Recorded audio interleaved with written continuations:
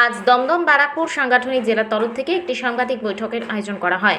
এই সাংবাদিক বৈঠকে উপস্থিত ছিলেন ব্যারাকপুরের সাংসদ পার্থ ভৌমিক, উপস্থিত ছিলেন মন্ত্রী ব্রাত্য বসু, উপস্থিত ছিলেন খড়দহ বিধানসভার বিধায়ক তথা রাজ্যের কৃষি ও পরিষদীয় মন্ত্রী শোভনদেব চট্টোপাধ্যায়, উপস্থিত ছিলেন বিধায়ক নির্মল ঘোষ, উপস্থিত ছিলেন মন্ত্রী চন্দ্রিমা ভট্টাচার্য, বরানগরের বিধায়িকা সায়ন্তিকা, উপস্থিত ছিলেন জগদ্দলের বিধায়িকা সোমনাথ শ্যাম, উপস্থিত ছিলেন সুবোধ অধিকারী, রফিকুর রহমান সহ সকল মিউনিসিপ্যাল কর্পোরেশনের চেয়ারম্যান, ব্লক তৃণমূল কংগ্রেসের সভাপতি, ওয়ার্ড সভাপতি, উপস্থিত ছিলেন তৃণমূল কংগ্রেস পরিচালিত পঞ্চায়েতের সভাপতি থেকে আরও বিশিষ্ট ব্যক্তিবর্গরা।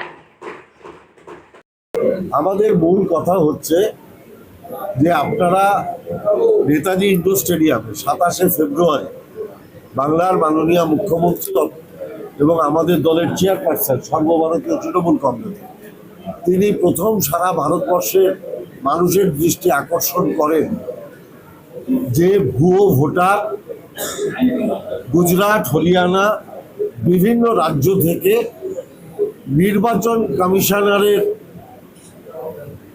প্রত্যক্ষ এবং পরোক্ষ মদতে ভুয়ো ভোটারের নাম ঢুকিয়ে দেওয়া হচ্ছে।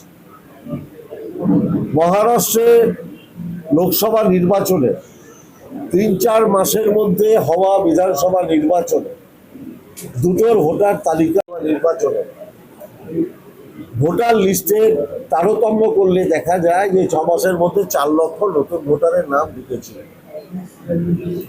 এবং সেখান থেকেই বাংলার মাননীয় মুখ্যমন্ত্রী তিনি তার বিভিন্ন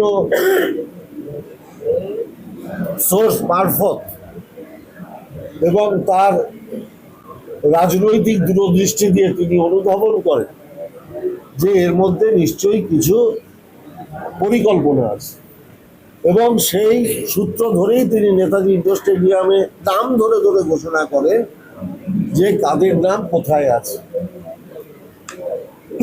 বাংলার মাননীয় মুখ্যমন্ত্রী মমতা বন্দ্যোপাধ্যায় স্বচ্ছ ভোটার তালিকা চান। তিনি গণতান্ত্রিক প্রক্রিয়াকে শক্তিশালী করার জন্য আহ্বান করেছেন যে একদম ত্রুটিপূর্ণ ভোটার তালিকা প্রকাশ হোক। শুধু ঘোষণা করে থেমে থাকেননি, তিনি রাজনৈতিকভাবে তৃণমূল কংগ্রেসের পক্ষ থেকে এই ভোটার তালিকা যাতে স্বচ্ছ হয় তার জন্য দিদির দূত অ্যাপ খুলেছে। অর্থাৎ যে নাম সংযোজিত হচ্ছে আর যে নাম বিয়োজিত হচ্ছে দিদির দূতেরা বাড়ি বাড়ি যাবে, সেগুলো পর্যালোচনা করবে এবং সঠিক তথ্য নির্বাচন কমিশনারের সামনে তুলে ধরবে। নেতা কর্মী মিলে প্রায় 1 লক্ষের উপরে মানুষ তারা এই আজকের যে আধুনিক ডিজিটাল যে সিস্টেম সেই সিস্টেম অনুসারে তার মধ্যে নিযুক্ত হয়ে তারা এই কাজটা সারা পশ্চিমবাংলা জুড়ে করবে এবং আমি প্রাথমিকভাবে জিসটা বলছি, তারপর আমাদের দলের নেতারা বলবে। এবং শুধুমাত্র ভোটার তালিকা নয়, আপনারা দেখেছেন পরিকল্পিতভাবে বাংলার বুকে একটা ষড়যন্ত্র হচ্ছে যাতে বাংলাকে সারা ভারতবর্ষের মধ্যে মেলাইন করা যায়। বাংলার মাননীয় মুখ্যমন্ত্রী সদর্পে বারংবার বলেন ধর্ম যার যার নিজের, বিশ্বাস যার যার নিজের, উৎসব কিন্তু সবার। অর্থাৎ আমরা নিজেদের ধর্ম যেরকম পালন করব, অন্যের ধর্মকেও আমরা নিশ্চিতভাবে সম্মান জানাবো। ধর্ম যে যার নিজের মতো করে পালন করতে পারে, কিন্তু উৎসব আমরা সব ধর্মের মানুষ একসাথে মিলে পালন করি। কিন্তু আমরা দেখলাম বহিরাগত কিছু অশুভ শক্তিকে দিয়ে বাংলার বুকে দাঙ্গা লাগানোর চেষ্টা হচ্ছে। বিজেপির রাজ্য সভাপতি বলছেন গাড়ি থেকে টেনে নামিয়ে মারবেন।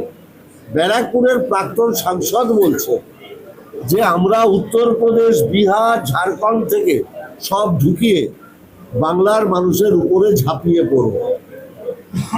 এই ধরনের প্ররোচনামূলক, এই ধরনের জঘন্য কথাবার্তা বলে বাংলাকে, বাংলার পরিবেশকে, বাংলার ঐতিহ্যকে, বাংলার কৃষ্টি সংস্কৃতিকে একটা ধ্বংস করবার পরিকল্পনা হচ্ছে।